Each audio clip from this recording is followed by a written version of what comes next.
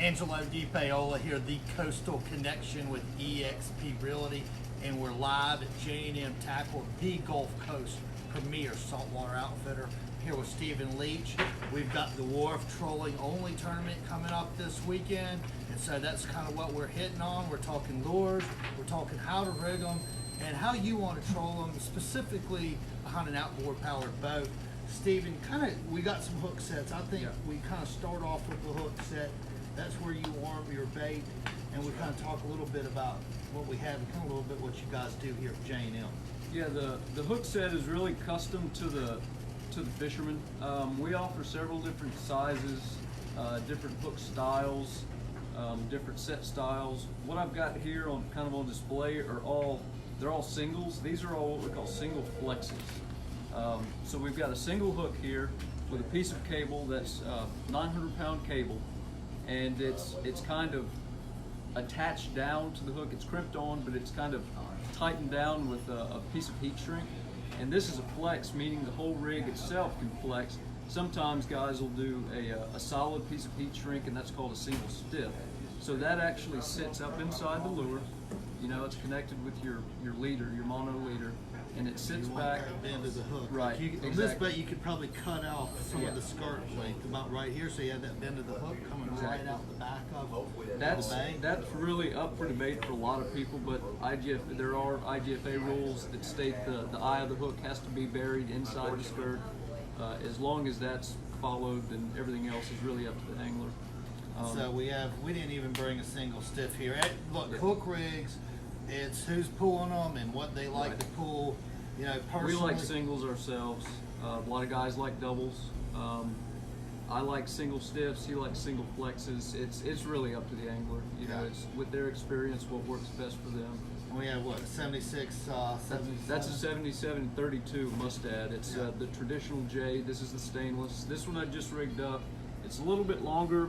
And a lot of lures, the long really works. If it's too short, you have to double up the mono to get it to set back right, but we can go over that another day.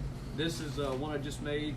Instead of just your traditional cable loop to attach your mono leader through, I've got this is a diamond wind-on swivel. It's kind of meant as a wind-on swivel that goes through your guide. You attach a wind-on leader to it, but it works really well in this application. Very slim line.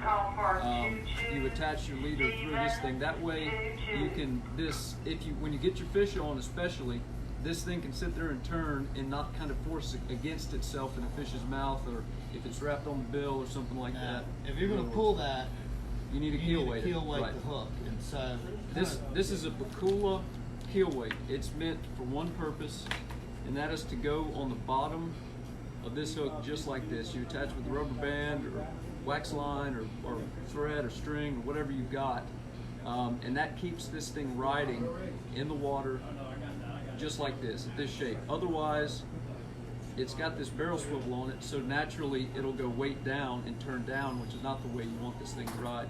You want it sitting up like this. That's what this keel weight's for. Very effective, very easy. These aren't that much money, and they're worth their weight, really. This is the rig we pull on our boat. We find that our hook-up ratio with this hook set is as good as it gets when you're trolling lures. I like this because, like Stephen said, you aren't leveraging the weight of the lure, especially when you're pinned in place against your hook. The other thing is you know, Stephen likes a stiff rig. I like this soft wire rig. I think there's several things that happen here.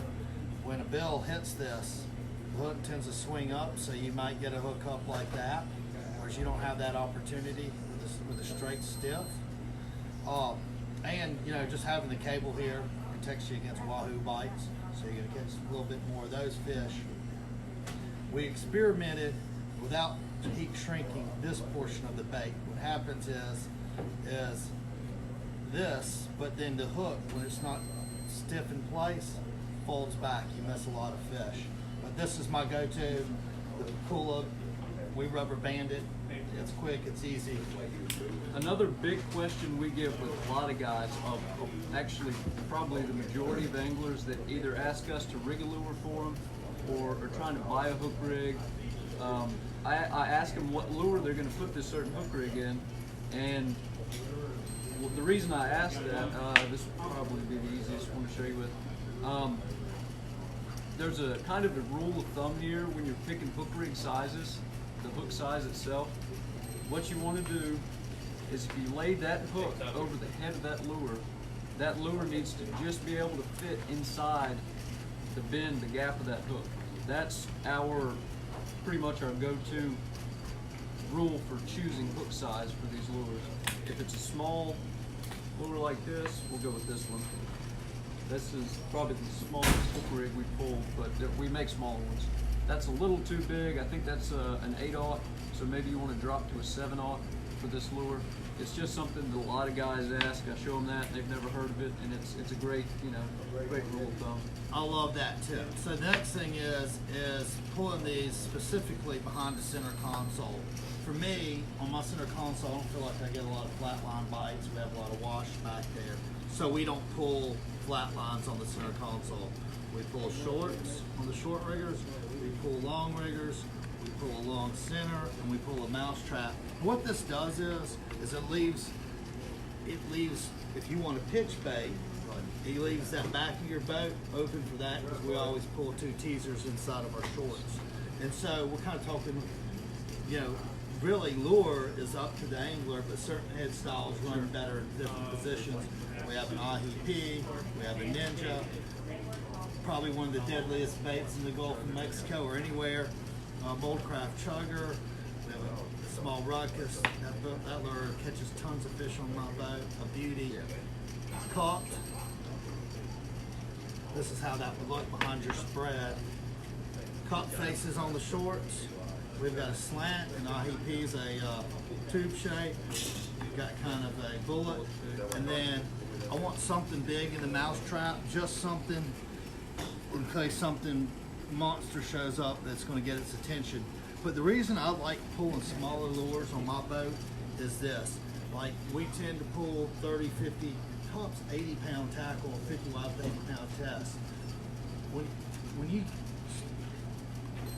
When you're thinking about hook size, your hookup ratio is much better with a hook this size than it is this size on a lighter line. So it's kind of like I know that if we run across the fish, whether I've got a bunch of monster baits out or a couple smaller baits out, then I'm probably going to, if he's hungry, he's probably going to come up and eat. No see peanuts, we tell that to everybody. Big fish eat little fish, it's just the way it is. We've got the new cool hook, came out, it's a little bit lighter wire. Cone point, light wire, really heavy, sharp, strong hook. It's really a good all-around, just general purpose trolling hook. This hook, you're going to troll a 50 wide, you need to have that big spool with 80-pound test, so you can send this thing to the promised land. Another thing we need to touch on is color. Angelo mentioned the shorts and longs. A lot of guys tend to put their darker colors up close to keep that dark contrast in the whitewash. They'll send their lighter colors a little bit further back. The mousetrap here is a dark. This one, you said you pull this on a short rigger? I like that on short rigger. You can pull that on short, long. A lot of this stuff can be interchanged out. It can. And the thing is, people talk about pulling on the third wave or the second wave and all that. Here's what I do. Like, every boat reacts differently. I look and see where that lure is going to run the best, and that's where I stick it. I think that is just playing with your spread, which if you're going up sea or down sea, and the speed at which you're trolling at. The other thing is, when you get some stuff with some cut face, the center consoles to me troll a little bit better. 8 knots to 7 knots. You start going up faster than that, they just don't troll as well. So kind of think about that when you're putting your spread out, what you're pulling. Guys, I hope you found this helpful. Thank you for watching. As always, it's brought to you by J&M Tackle. Leave your trash in the boat. Leave some fish in the ocean for your next generation. Y'all have a great day, and we'll catch you on the flip side.